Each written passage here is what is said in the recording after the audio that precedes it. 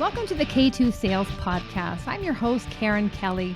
Every week, I'll be sitting down with a sales executive where they'll share their stories and experiences that produce game-changing results. Let's be honest, sales can be a tough game. I'm sure at some point, we've all delivered a less than stellar demo, been ghosted by a client or two, and sometimes maybe we did more talking than listening. And that's where I can help. The stories and insights our guests share can be applied to your own business, your territory, or with your team, so you're not reinventing the wheel. Our weekly tactics and strategies help you get out of your head and start creating your own path towards game-changing results.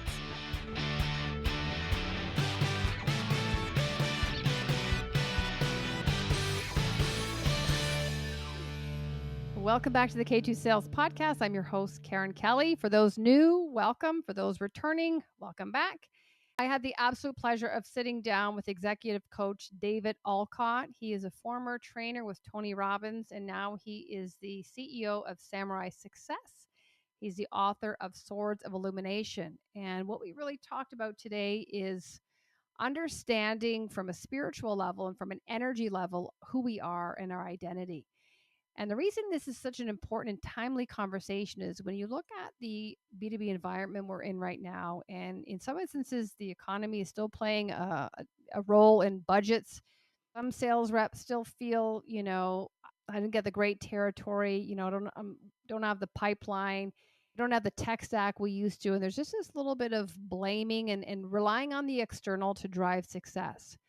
And what he shares is the internal and doing the inner work. And it starts with knowing who you are and having a clarity in your identity. And when you know who you are, that purpose and mission become clear as well. And that's what you're giving off in connecting with your audience, is that when you have this knowing of why you do what you do, and it's not solely the paycheck or the commission check, but there's a mission behind it and this desire to serve, your prospects feel that.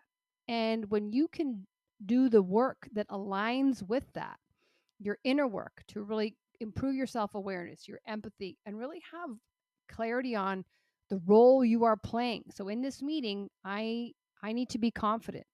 In this meeting, in this coaching call, I really need to practice active listening and being intentional and choosing before you go in as to what lever you need to pull so that you're ensuring that you are that person.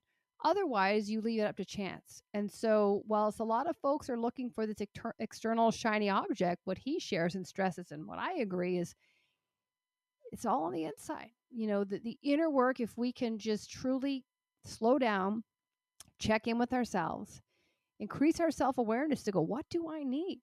How can I fill myself up so that I can be in service of others? I'm not operating from a depleted, tired vessel. And so I would encourage you, if you're a sales rep, a sales leader, a business owner, take a listen, share it with your team or someone you feel that would really help them, and notice the difference. Notice the difference when you check in with yourself and you really understand, how am I operating here? What do I need? And then look at the difference of how you can serve others when your needs are taken care of. So enjoy. As always, I learned, and if there's any wins and successes that comes out from this, please share them. We're always looking to celebrate your wins. Thanks for tuning in. I am delighted to welcome David Olcott to the podcast. David, welcome. Thanks for having me. Really loving being here.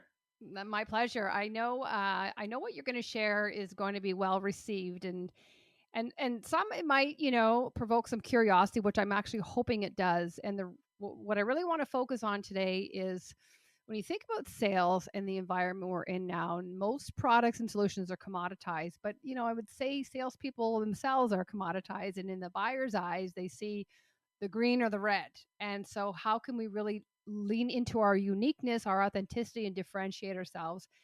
And so what I want to start with is just a little bit about you. And I'd like to just understand high level. You were the number one trainer with Tony Robbins. And so just what are some things you learned about yourself in the time you worked with him? Wow. Such a short period of time. Tony always talks about this decades into days. I would say if you work for that organization, it is absolutely accelerated. The people that I met during that time, Karen, were not only extraordinary people, but they were top elite people in every single class. It seemed to be this attraction, this surrounding of really great people. So just immersed in immense people of great wealth and also great struggle. And that was really the compelling reason that I stayed there for as long as I did, was because I was just so fascinated by how high level people have to deal with just as much stress, or if not more so, than most other people. We always think they have this, silver spoon and everything's fine, and they have all this money and it solves everything. It doesn't. In fact, Mm-hmm. they have to work twice as hard to be able to keep up with those paces. So an extraordinary time for sure to watch them, but also more importantly is to get to know me, because that's the thing that I was really missing when I went to work with Tony. Was I came out of banking, I came out of politics, real estate, selling. I was working for a gentleman named Carlos Justo, who's the number one selling agent in the world at the time, kind of stuff. I was his business manager, had all these amazing things happening. And then I went to work with the Tony organization and just really started getting the seminar business and watching people come to these programs. I mean, just some were really skeptical. Some were like, what is this all about? And then after 2 or 3 days or 9 days of being with Tony, they were just absolutely blown out of their minds. And they were making real life changing decisions, Karen. I mean, I'm talking about they were getting divorced, they were getting married, they Mm-hmm. were reconnecting with their kids. I mean, life changing decisions. And I was a salesperson, so total Mm-hmm. ego driven here at this point. This is a long time ago. Hopefully, I've changed this That's a little not bit. salespeople. Come on. Sorry. But my type of salesperson that I was very much about, hey, how can I keep these sales going? So I started picking up the phone after the programs, expecting just this amazing, bathing of, joy and bliss and everything else like this. And I wasn't running into that all the time. I was getting people that were falling on their faces and was like, what is happening? Why isn't this sustainable? And so all the training in the world won't change something that we now know as programming. And that programming is really the way you run your entire life. If you've ever had one of those situations where you're like, I can't believe I said that, I can't believe I did that kind of situations, you're like, you cringe. What caused you to do that? So I got really fascinated, especially as my sales, because when I was in the midst of covering objections, sometimes I'd get hooked, right? Where the situation where I just forgot what I wanted to say, or somebody said something to me that was just caused me to get emotional inside, and then it would really disturb my sales presentation. Mm-hmm. And during that time is when I became really fascinated with what's going on inside of me is really affecting everything out here. And that was my personal verified experience of that. Now, the masters have been saying this for centuries, but it wasn't until I had my own personal verified experience that I understood what they were talking about. Is that, wow, I keep working on my script, I keep working on the tools, I keep working on the product, I keep really working on the service and articulating my words. What was missing was my internal work, because how I deliver that is this idea behind the samurai and the sword. So when you think about samurai, which is the name of our company, Samurai Success, most people think about, this warrior that, takes this katana and this amazing sword, is just absolutely masterful with it. And that's true. But the real sense behind being samurai is that samurai spends all their time working on them. So when they pick the sword up, they're incredible with it. Mm-hmm. And that's Wow. really a great metaphor, I think, for our discussion today. That just says, we're always looking for the software. We're always looking for the next service. We're always looking for the next articulation. The best work we could do as salespeople is to work on ourselves, so that when we become present with somebody else, I can truly show up for you and be present with you, and not Mm-hmm. have to be thinking about, oh, I need this sale, or I need this, or I need to pay my bills, or because once I do that, then I start getting in the way of the conversation, and it really takes us in a very different direction. What I heard the first part is just that proximity. And I know Tony talks about that a lot. And you were immersed, use the word immersed in it, and it allowed you to see the good and I guess the challenges and the struggles and come to your own realization, having that closeness to these folks that they are experiencing what we do. Because I think we have this perception, or we tell ourselves a story that it is easier for them, but when you're in their world you realize, oh no, I'm just telling myself that it's actually, as you said, twice as hard, or sometimes three times. So think about, when we have proximity to people, what can we learn about them, but more importantly for you, like what you shone a light inside and you made the invisible visible, and that got you on your path, it sounds like, to really looking inward and being curious and asking yourself, like, why am I doing that? Yeah, as a matter of fact, once I started understanding why I was doing things, it started making other people really a lot more understandable to me. And I will tell you, as a salesperson, I didn't understand how important psychology was. It's obvious today, but still, I didn't realize it. And I was like, okay, so I need to learn about how to read someone else, and learn micro expressions. And I went really deep into the rabbit hole. I mean, really deep. And then I kept coming back to the same point. No, I'm not here to learn about that person yet. I need to learn about me first, because if I don't learn how to get the hell out of my own way, then I can't be present for you. And I will tell you that my sales, I was very strong in sales for whatever reason. My father was a great salesperson. I was trained really well with it. I had the best trainers on the planet, obviously. But my sales didn't take off. I didn't really differentiate myself in the marketplace until I found this idea of me working on me and being centered and being present for the person. And then it changed everything, because whether I got the sale or not, I was really showing up, and it was purpose driven. It was exciting. I was passionate because the outcome wasn't even important anymore. Yeah, and that's what I was just writing down as you were detached from the outcome, because I think when you are purpose driven and you are leading in service, and it's such these words are very used loosely. I feel people that they're kind of buzzwords, and people are saying that, but they're still pitching and they're still very me focused, and it's just there's an incongruence there. But I think when you're purposeful and you're mission driven and you're truly there to help. I worked in healthcare, and I saw the difference that our solution made. That you are doing everything for them. And it's not like I'm mad at myself for not getting the sale. I'm like, I'm upset because I know we in fact could help them. And I feel that's where that persistence and perseverance comes in the follow-up is it's, yeah, I was rewarded for it. But at the same time, I know because I've done this before that this will help you and you need this. And so that's where that kind of drive would come from. And it sounds like you had the same when it was just that purpose and leading with it. I feel it's a differentiator, but a lot of times, and I do recruiting as well, people are just looking for the job, the title, and the money. And I'm like, that's just got a real short expiry date. It's so much about, yeah, if I just show up for the paycheck or the job or the career, and then there's a calling, and then there's an obsession, right? And I will tell you that people who are really extraordinary at any one of those things, including in sales or athletes or entertainers, you can just get to the level of elite, is that they're this is a calling to them. They're obsessed with this. And so the idea behind with the book is to understand is that my whole life I've been searching for this thing called my identity. And I was like, who am I? What am I doing here? What's some of the big questions that you could ask as a human being? And I spent a lot of time looking into those things. And I was very much on the path of believing I had heard from movies and books and tapes and seminars is that there was this identity waiting for me and I had to go find it.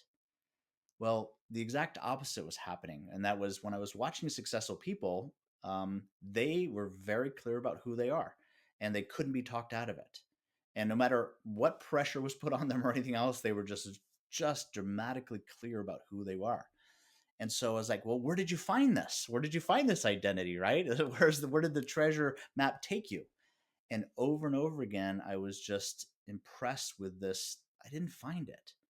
I created it.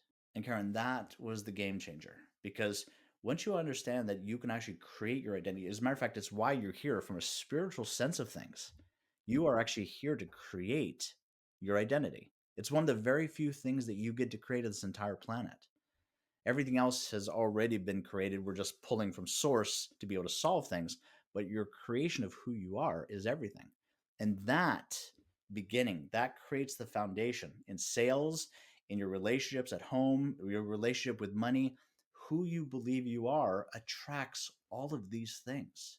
So it's the beginning of the conveyor belt. And that's makes it powerful. And I would say, how many people actually know who they are for one, or they're just telling themselves that story. But when you know you can create it, like there's that quote, success is what you attract by who you become. And it's just like who you were last year doesn't mean you have to stay the same. And I just see when people show up to the meeting and I'm like, well, let's just roll the dice and see what happens. I'm just like, well, you're leaving, there's no strategy there. But I just think when you have that intentionality of this is who this is who I am. And then all your actions, your habits, your behaviors track under that. And so it's like, you can find out when there's a misalignment.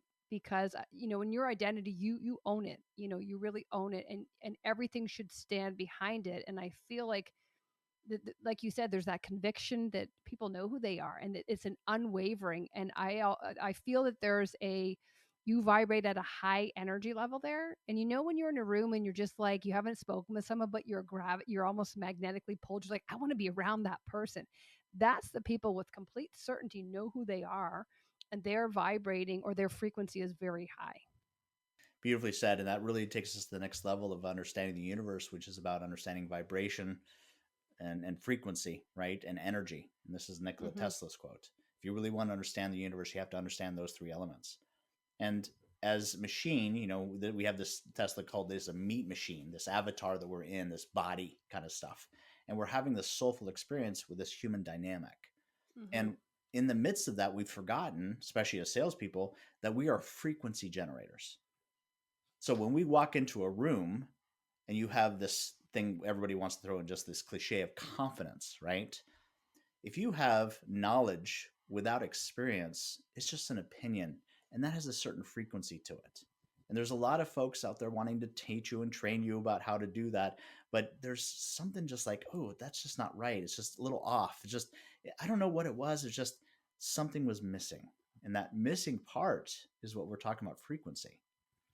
When you meet someone who has actually lived the life that they're sharing with you, you feel it. You can't help Yeah. but feel that. Yes, we can get fooled sometimes, but if you just spend enough time with them, you can start to have a very different experience of their vibrational field that is past confidence.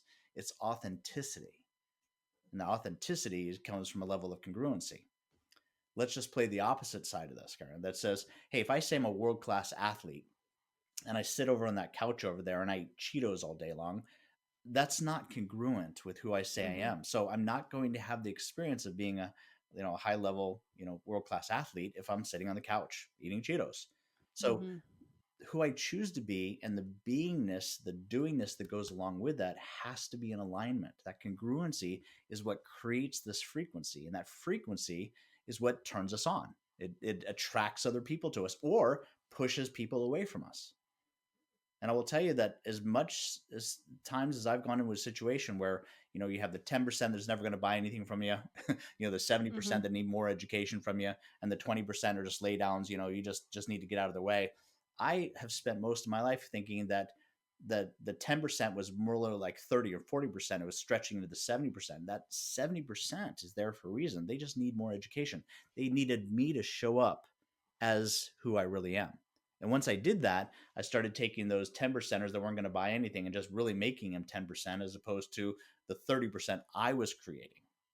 Mm-hmm. And so that was my responsibility of like, you're not going to change the model. 10% of people aren't going to buy anything from you.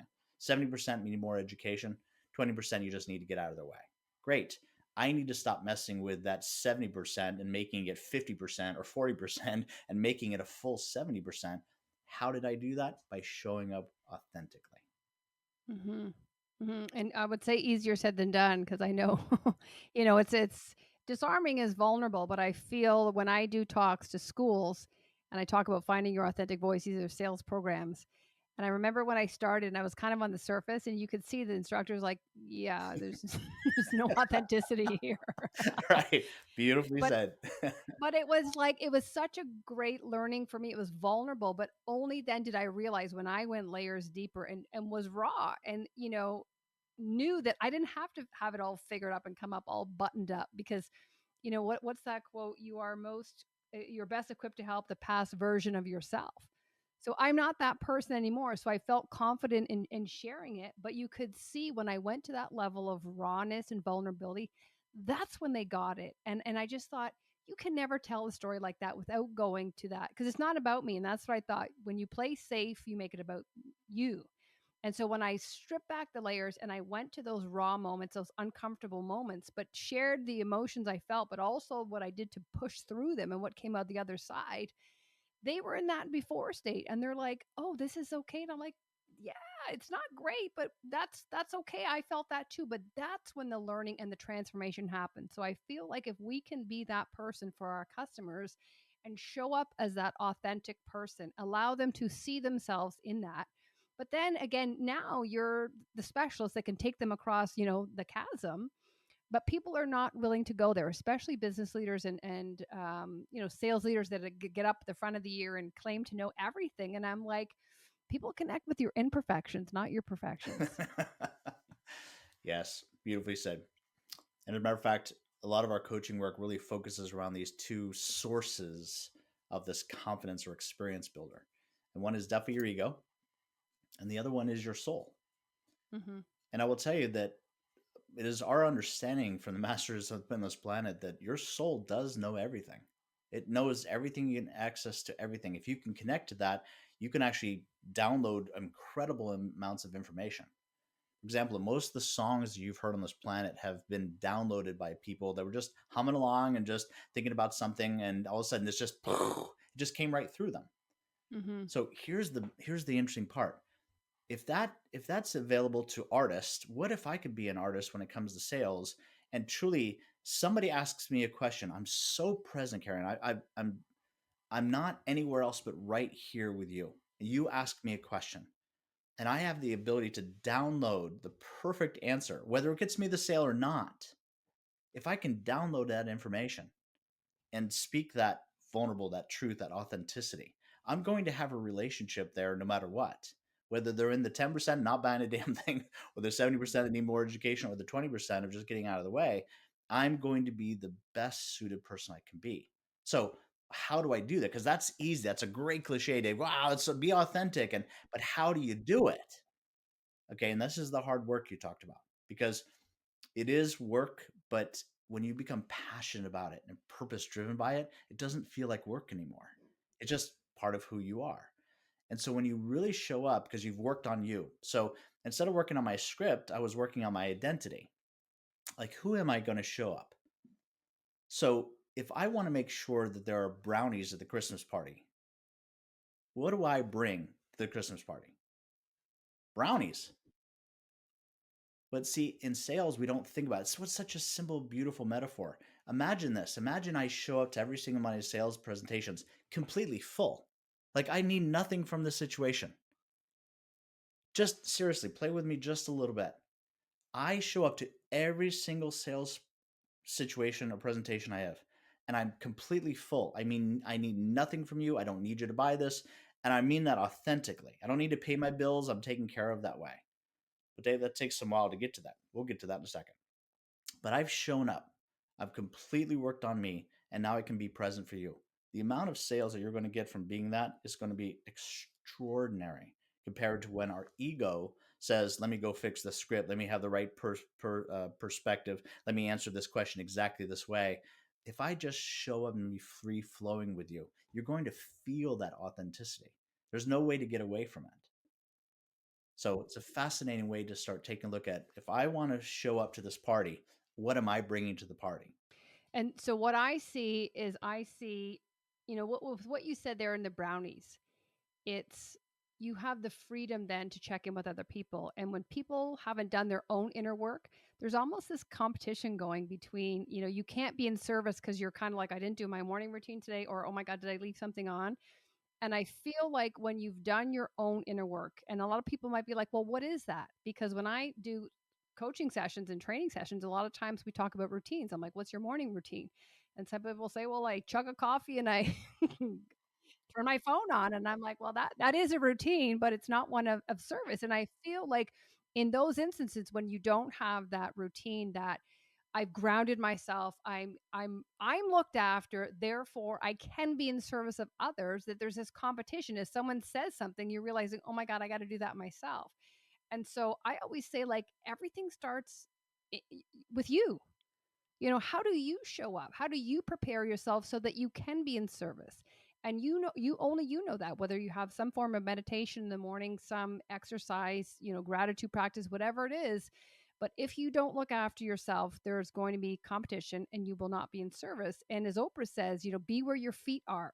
And that's present, right? And you're looking around, and then, and you think about sales and commoditize, you're the same as everyone else because the customer knows you're not listening. You're thinking about something else. And it's just because you didn't take the time to really be intentional, go, what do I need? because, like the whole flight attendant, I need to put on my own oxygen mask before I can help you. And I was a flight attendant, that's how I know that. But it just goes back to that brownies. It's like I need to look at, how I show up. And I just feel so many people are reactive. They're going through the motions and then they're wondering, well, why didn't that go through? And they have no awareness because doing introspective work is foreign to them.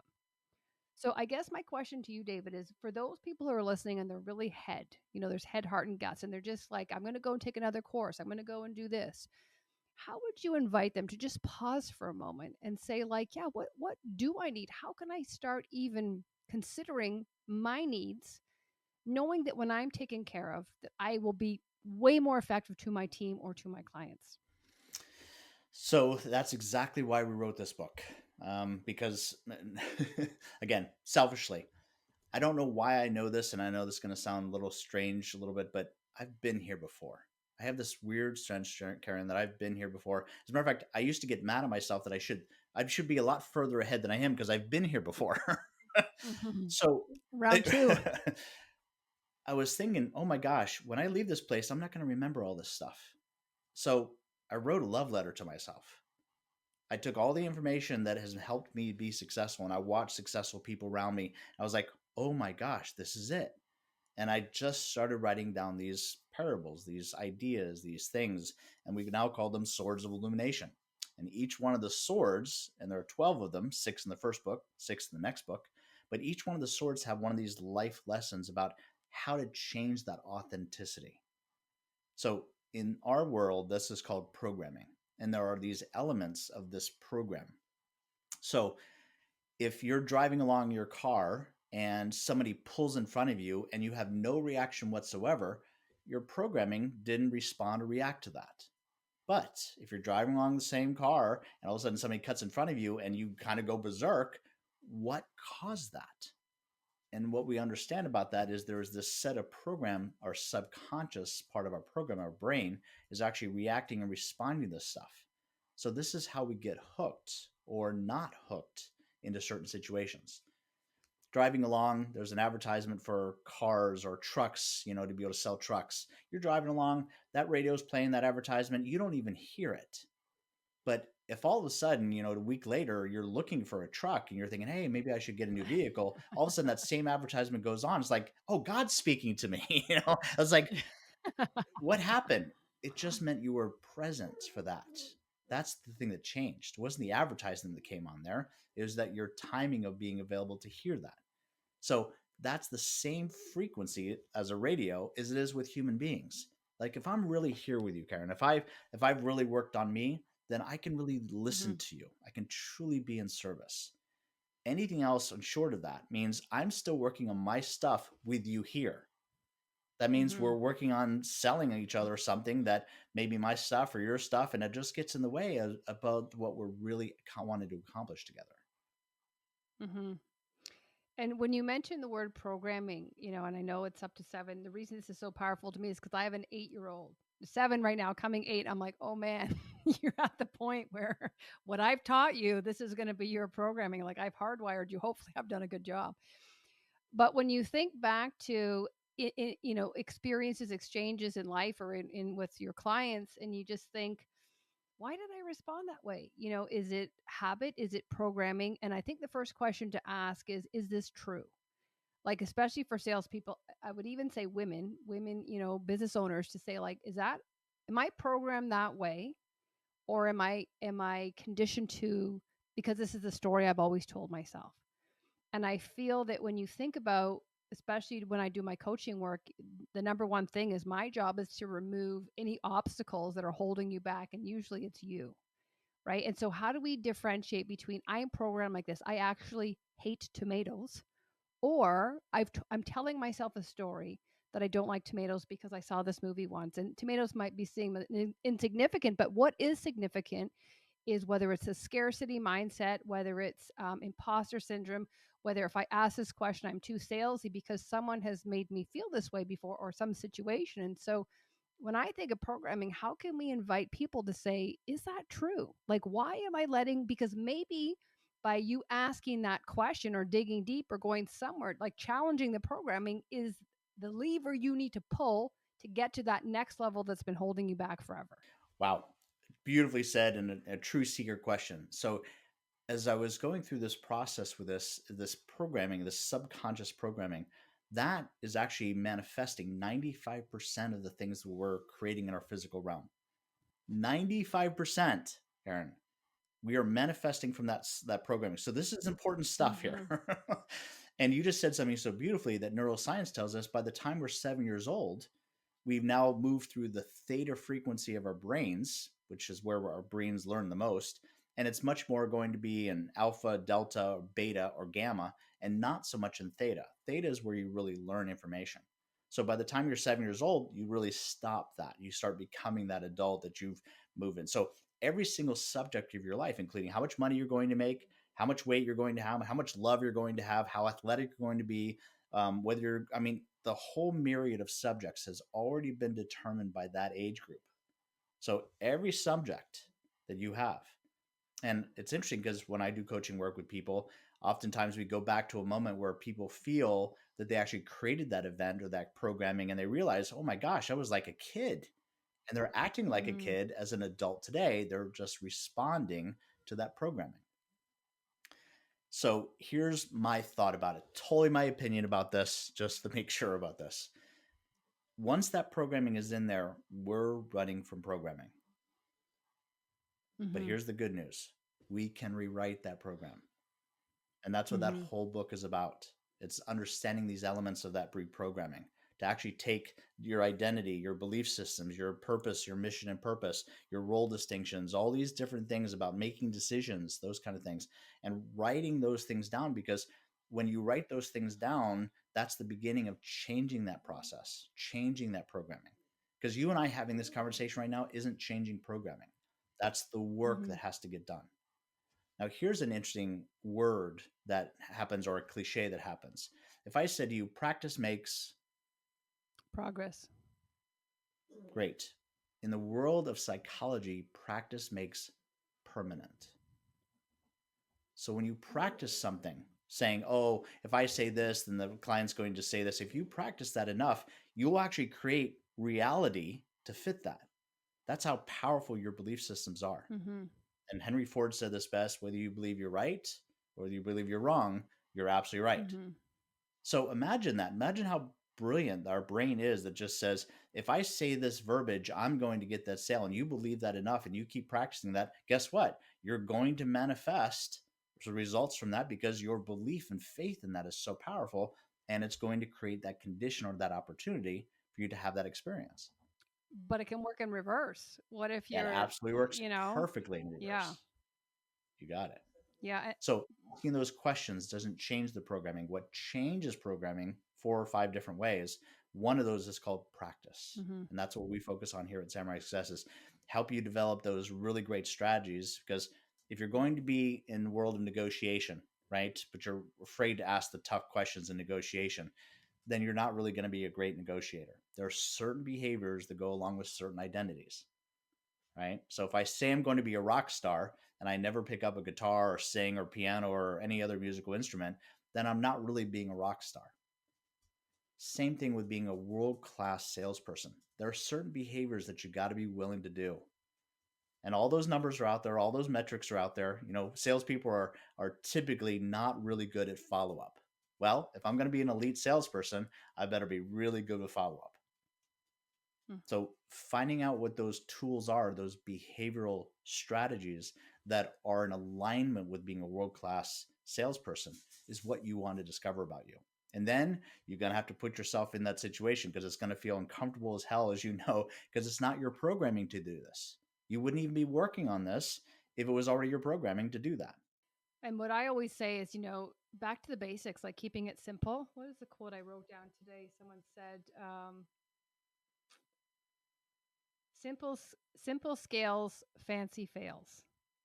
Ah, nice. And I just thought, especially sales reps, when you think about practice, and this is back to the basics, like fundamentals. But it's like, well, I want the tool that can do this, and I want the technology, and let's try this. It's like, just get back to the basics. And part of that, and again, when I do these talks for these universities and colleges, they'll say, what makes the best sales rep? And they look at me as if I've misunderstood the question because I'll say sleep, exercise, gratitude, things that when I went through sales, like I'm looking for like the script, the objection handling playbook, like all these superficial things. But it's like if you don't, every program I work with, I start with mindset. And I'm like, because if you don't know who you are and if you don't have self belief, identity, awareness, how can you expect your prospect to?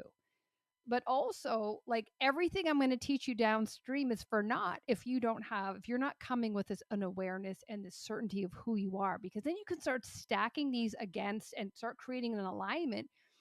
But to just get into the tactics and the tools, it's like, well, where is this all going? Like, it's just, you're a puppet.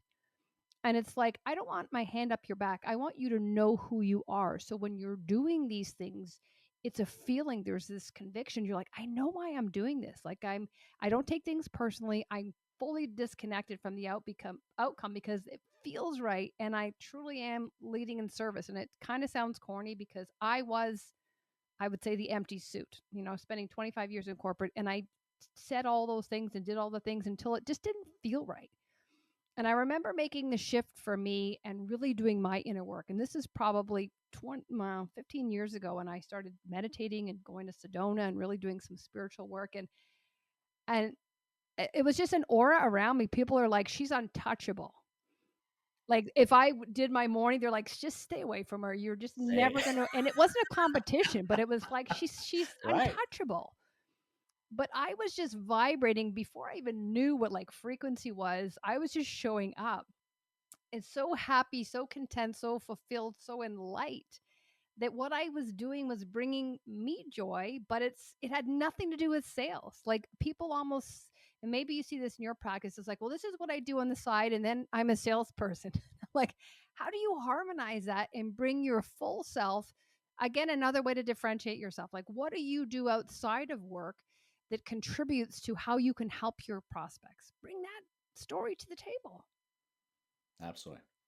And there's really clearly, we've written in the book about role distinctions, which says, if I'm going to go to a nightclub and do certain behaviors there, I'm probably not going to do those same behaviors at the church.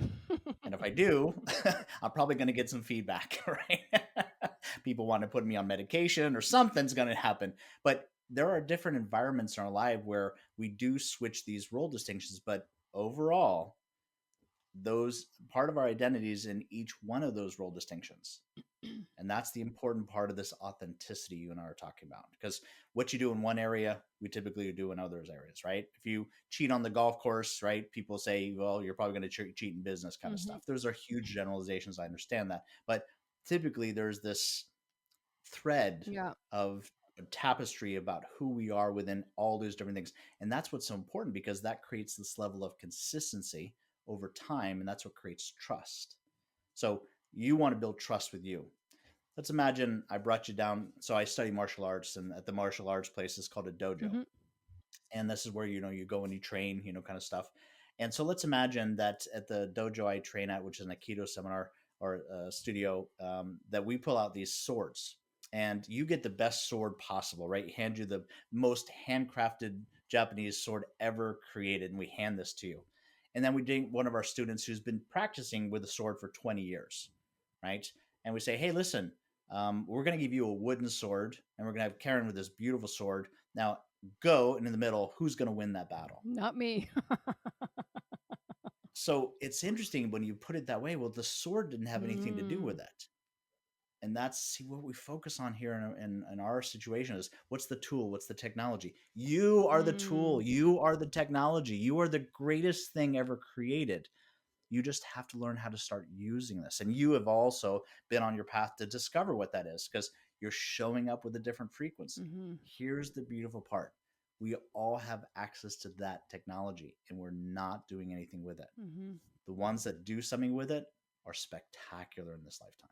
I love, I just had an aha there when you think about just when you're painting that picture of like, I think everyone is looking for the sharpest and the best sword. And it might be pipeline, territory, access to coaching. And it's just like, no, you can have the best of the best, but you are the answer. And it's just someone taking the time. I think the curiosity to really look inward. And I feel like when we slow down, people are afraid because they're afraid what they're going to find. And then it's like, now that I've exposed or looked under the carpet, I actually have to do something about it. And they might not be Beautifully said. prepared or willing to do it because it change is work, right? But if you think about, this is just coming to me, if you think about what we're asking our prospects to do, when we sell something as change management, and if we can't go through the changes ourselves, how can we expect them to do it? So I think it's just think about storytelling and helping them see around the corner. When you are comfortable with that and you can go and do this uncomfortable work, but see it on the outside, you're more willing to co-create it, be empathetic, be supportive with them because you've gone through it. You're not asking them to do something that you yourself are not prepared to do. Beautiful. And that's probably the best articulation of what we're talking about here is you can have the best tool, you can have a razor sharp sword, you can have the best script, you can cover all the objections. And I will tell you that's not going to get you any further, and it's not supposed to, because it's a violation of exactly one of the reasons you're here. As a soul, you're actually here to have experiences of you, of that which you Mm-hmm. say you are. That's your primary purpose for being here. It isn't about getting the car. It isn't about getting the girl. It isn't about getting the guy. It isn't about having the family or the kids or the house, because you don't get to take any of that with you. It can't be what it's about. There's something else going on here. And when you really have that experience of really being connected with somebody that was never going to be able to get involved with you whatsoever, all of a sudden has a change of heart, totally mysteriously, totally by coincidence, but it's all happening with design. It's the same way when someone was coming to be able to purchase something with you and you just had a bad day and you just told them not to do it, buy anything from you because your frequency was off. Mm-hmm. So you showing up is the most important work you're going to do. You working on you is the most important work you're going to do.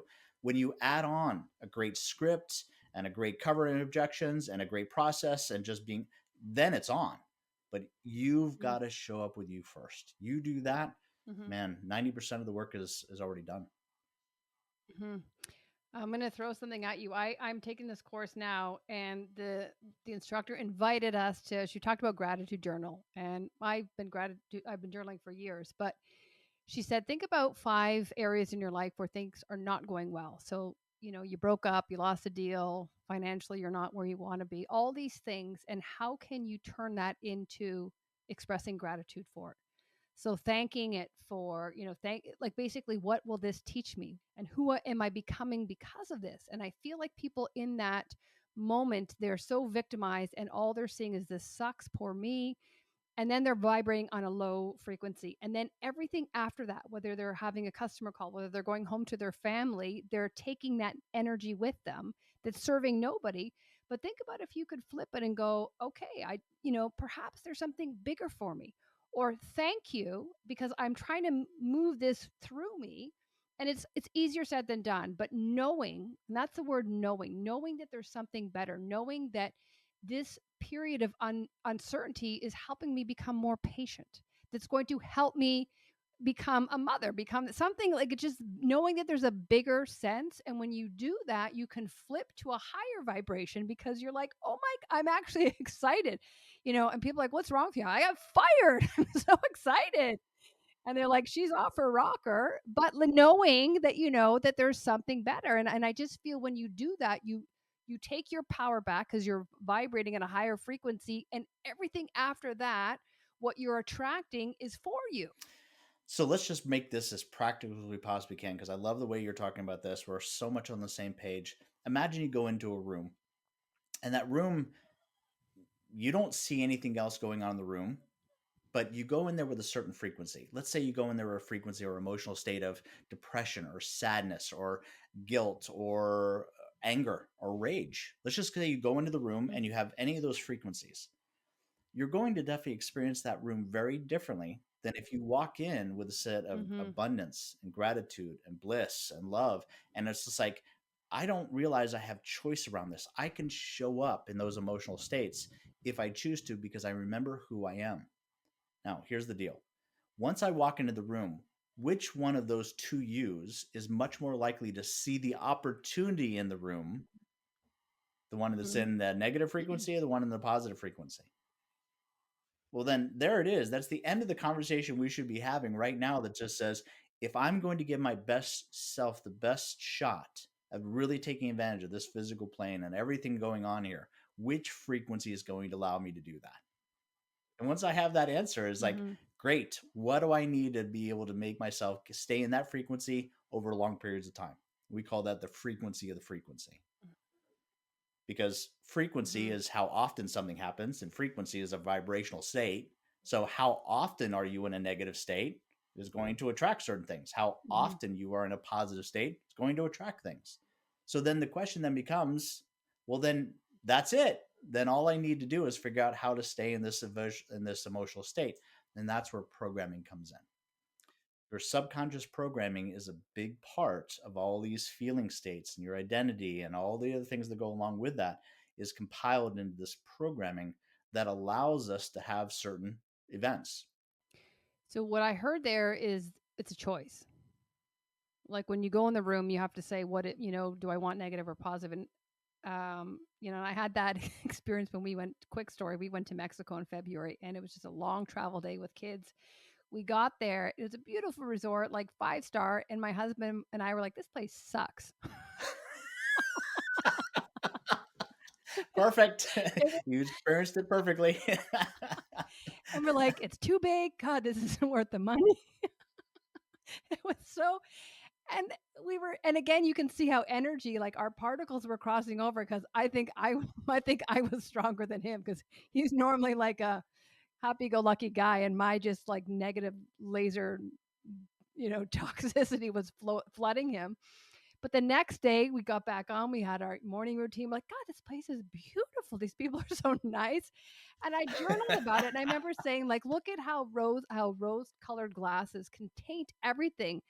And so I would just say, as salespeople, how can we become aware first of all? Because sometimes people are like, "This is the economy. These guys are so hard," and it's like, hang on a minute, let me just take a step back and check in with myself and say, "Is there a part of me that's contributing to this, or is it actually the situation? It is what it is." But I feel that we don't take time to really, look at our self awareness and check in with ourselves and just like even just breathe and first just look at your posture and go like, where am I holding energy and like, where is it blocking? Are my shoulders up? And just take, whether you're in your car and reset throughout the day to check in because when you don't have that awareness, you're showing up hoping for the best, but you're also carrying that energy that may not be serving you and you may not be aware of it to that next call, to that next.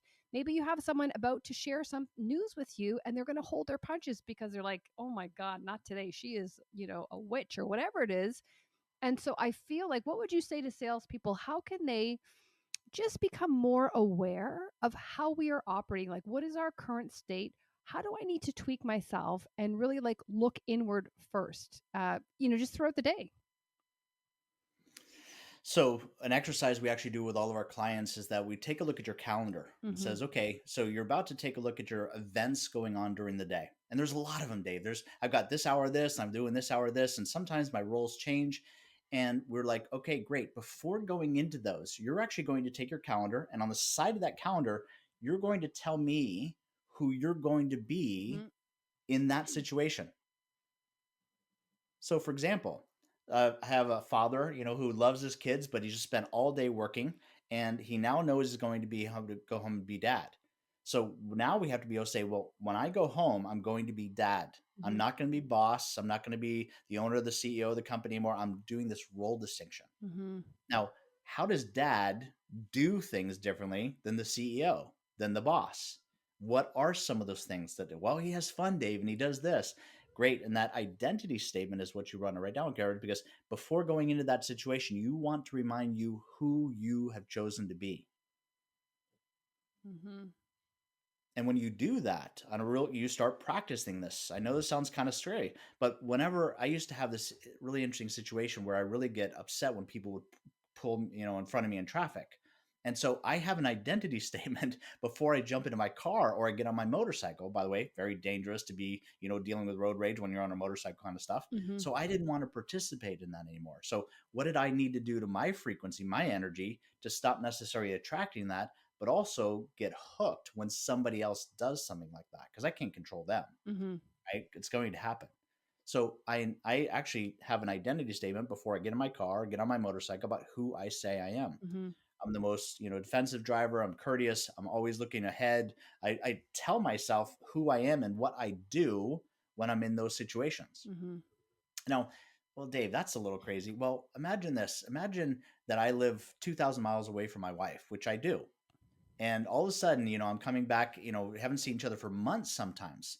And all of a sudden, I want to be with her, and I want to be thinking about who I am in that situation. Do I really want to be the boss and CEO when I'm with her in that intimate situation? No, I don't want to do that, because that's not the role I want to play when I'm with her. Mm-hmm. That makes sense. So I'm getting really clear about who I am before going into those situations. The word I heard there is before. Like a lot of times people are, and if you're not intentional, you're showing you're getting boss. Like you're going to have an agenda for your meeting with your wife. I do not want to do that. she doesn't want it either. Let me tell you. I'm a slow learner, but once I get it, Karen, I'm good. We're not measuring ROI on the Exactly. dinner.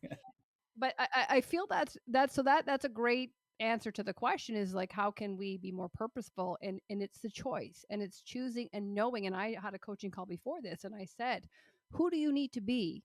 What part of you are you going to bring to that meeting? And sometimes it's like, I need to be confident.